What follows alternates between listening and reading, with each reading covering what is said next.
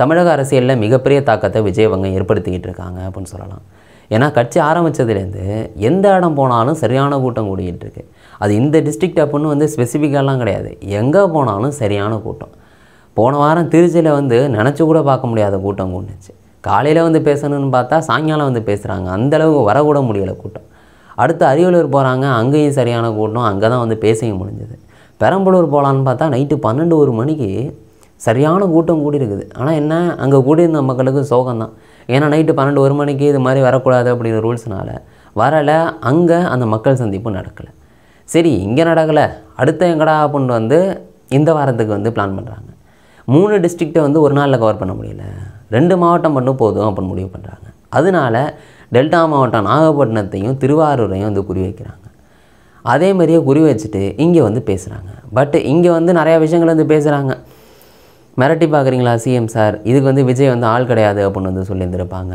இந்த அளவுக்கு தான் கையை தூக்கணும்னு சொல்கிறீங்க, பஸ்ஸுக்குள்ளே உட்காந்துருக்கணும்னு சொல்கிறீங்க, இதெல்லாம் பார்த்தா சிரிப்பாக வருது அப்படிங்கிற மாதிரி பல விஷயங்களை இங்கே வந்து சொல்லியிருந்திருப்பாங்க. இதை பற்றி தான் உங்களை டீட்டெயிலாக வந்து சொல்ல போகிறேன். எல்லாருக்கும் வணக்கம், நான் தான் பாலாஜி பேசுகிறேன். சரி வாங்க பார்க்க ஆரம்பிப்போம். முதல்ல தளபதி விஜய் அவங்க நாகப்பட்டினத்துக்கு வராங்க. இங்கே வந்து பேச ஆரம்பிக்கிறாங்க. என் மனசுக்கு ரொம்ப நெருக்கமாக இருக்கிற இந்த நாகப்பட்டினத்தில் என் நெஞ்சில் குடியிருக்கும் உங்கள் அனைவருக்கும் என்றைக்குமே ஒரு மீனவ நண்பனாக இருக்கிற இந்த விஜயோட அன்பு வணக்கம் அப்படின்னு சொல்லிட்டு டீட்டெயிலாக பேச ஆரம்பிப்பாங்க. இங்கே மீன்பிடி தொழில் மட்டும் கிடையாது, விவசாயம் வந்து இருக்குது. அதை தாண்டி திரும்புகிற திசையெல்லாம் ஏதோ ஒரு தொழில் வந்து செஞ்சுக்கிட்டு இருக்காங்க. அந்த அளவுக்கு உழைக்கிற மக்கள் இருக்கிற ஊர் தான் இந்த நாகப்பட்டினம் மாவட்டம் அப்படின்னு சொல்லுவாங்க. மத வேறுபாடு இல்லாத மத சார்பின்மைக்கு எடுத்துக்காட்டாக வந்து இந்த நாகப்பட்டினம் இருக்குது அப்படின்னு சொல்லியிருந்திருப்பாங்க. தமிழ்நாட்டில் மீன் ஏற்றுமதியில் 2வது இடத்துல இந்த நாகப்பட்டினம் ஹார்பர் இருக்குது அப்படின்னு சொல்லியிருந்திருப்பாங்க. இதை வந்து டெவலப் பண்ணணும், நவீன வசதியை கொண்டு வரணும் அப்படின்ட்டு பல விஷயங்களை வந்து மென்ஷன் பண்ணியிருந்திருப்பாங்க. அதை தாண்டி இங்கே நாகப்பட்டினம் மாவட்டத்தில் எவ்வளோ இருந்தாலும் இங்கே குடிசைகள் வந்து அதிகமாக இருக்குது. இங்கே குடிசைகள் அப்படின்னா அடிப்படை வசதிகள் வந்து பெருசாக வந்து இல்லை. ஆனால் இங்கே உள்ள அரசு என்ன சொல்லுதுன்னா, இதுதான்ப்பா எங்களோட முன்னேற்றம், அதுதான் எங்களோட சாட்சி அப்படின்னு பெருமையாக சொல்கிறாங்க. இது வந்து காதில் ரத்தம் வராத குறைக்கு தான் அதெல்லாம் இருக்குது அப்படிங்கிற மாதிரி அதையும் வந்து சொல்லி தந்துருப்பாங்க. இதை தாண்டி மக்கள் வந்து தவிச்சிக்கிட்டு இருக்காங்க அப்படின்னு சொல்லுவாங்க.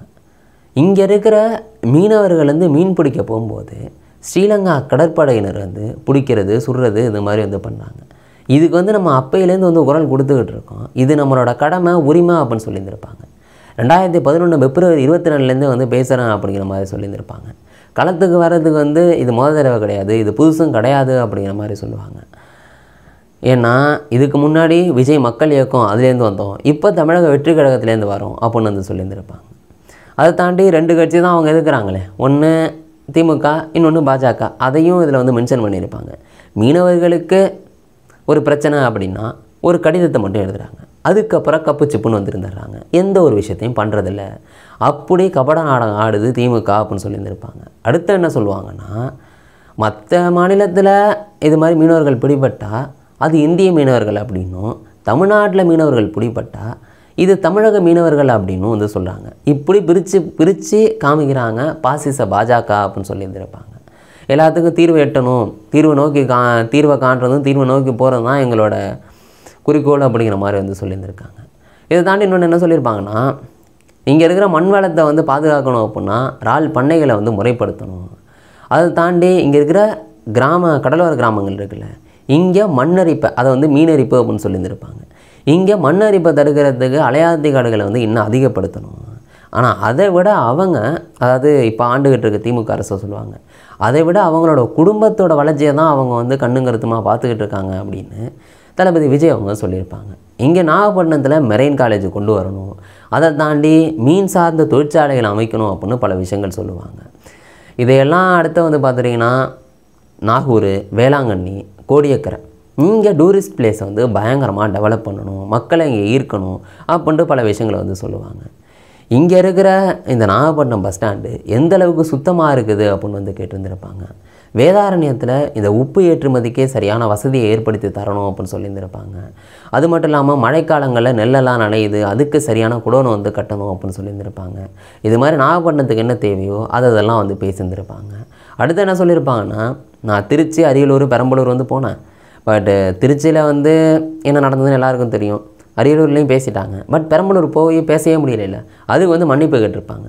நான் வந்து கண்டிப்பாக வந்து பெரம்பலூர் 200 வாட்டி வரேன் அப்படின்னு வந்து சொல்லியிருந்திருப்பாங்க.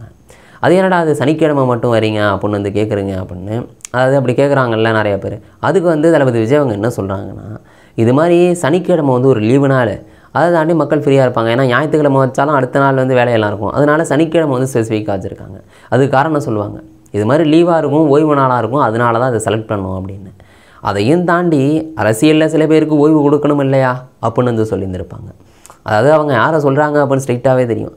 இப்போ ஆண்டுகிட்டு இருக்கவங்கள தான் இது மாதிரி அவங்களுக்கு ஓய்வு கொடுக்கணும் அப்படிங்கிற மாதிரி, அதாவது நம்ம ஜெயிச்சா அவங்க வந்து ஓய்வாயிடுவாங்கள்ல, அதை தான் மென்ஷன் பண்ணி நம்ம லீவு நாளில் வச்சதுக்கு அவங்களுக்கு ஓய்வு கொடுக்கணும் இல்லையா அப்படின்னு அதை வந்து அப்படியே லிங்க் பண்ணி வந்து பேசியிருந்திருப்பாங்க. அதெல்லாம் கேட்டிருந்தீங்க அப்படின்னா அவங்களுக்கு வந்து புரிஞ்சிருந்திருக்கும்.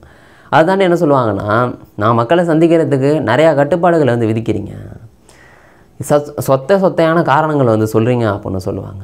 அப்படி என்ன சொல்கிறாங்கன்னா, 5 நிமிஷம் தான் பேசணும், 10 நிமிஷம் தான் பேசணும் அப்படின்னு சொல்கிறாங்களாம். நான் பேசுகிறதே 3 நிமிஷம் தான், அந்த 3 நிமிஷத்துலேயும் இதை பேசக்கூடாது அதை பேசக்கூடாதுன்னு சொல்கிறீங்க அப்படின்ட்டு அங்கே நாகப்பட்டினத்தில் வந்து சொல்லுவாங்க. நான் வந்து திருச்சிக்கு போகிறேன், திருச்சிக்கு போகும்போது அங்கே மக்கள்கிட்ட கரெக்டாக பேச போகும்போது ஸ்பீக்கருக்கு போகிற ஒயரு கட் ஆகுது. அடுத்து என்னடானா அரியலூருக்கு போனால் அங்கே நான் பேச போகிற இடத்த சுற்றி இருக்கிற அங்கே இருக்கிற பவரை வந்து கட் பண்ணுறாங்க.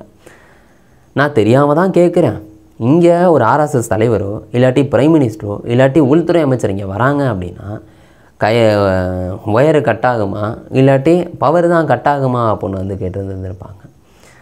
நீங்கள் தான் மறைமுக உறவுக்காரங்களாச்சே அப்படின்ட்டு எப்பவும் போல் அவங்க பாஜகவையும் திமுகவையும் வந்து எதிர்த்தாங்க. இதை தாண்டி நீங்கள் பஸ்ஸுலேருந்து வெளில வரக்கூடாது, பஸ்ஸுக்குள்ளேயே வந்து இருக்கணும், கையை இவ்வளவு தான் தூக்கணும், நீங்கள் வந்து சிரிக்கக்கூடாது, கையை வந்து அசைக்கக்கூடாது, இது மாதிரி பல விஷயங்களை சொல்லியிருக்கீங்க. இதெல்லாம் கேட்டால் எனக்கு சிரிப்பு தான் வருது அப்படிங்கிற மாதிரி அங்கே வந்து சொல்லி வந்திருப்பாங்க. நான் நேரடியாகவே கேட்குறேன், என்னை மிரட்டி பார்க்குறீங்களா சிஎம் சார், இதுக்கு இந்த விஜய் ஆள் இல்லை அப்படின்னு சொல்லுவாங்க. கொள்கையை பேருக்கு வச்சுக்கிட்டு எந்த ஒரு விஷயமும் பண்ணாமல் இருக்கிற உங்களுக்கே எப்படி இருக்குன்னா, நான் சுயமாக உழைச்சி சம்பாதிச்சா எனக்கு எப்படி இருக்கும் அப்படின்லாம் வந்து ஸ்ட்ரெயிட்டாக வந்து அட்டாக் வந்து பண்ணுவாங்க. இப்படி ஒவ்வொரு விஷயங்களா என்னென்னலாம் சொல்ல முடியுமோ அதெல்லாம் சொல்லிக்கிட்டு வந்துக்கிட்டே இருக்கிறாங்க.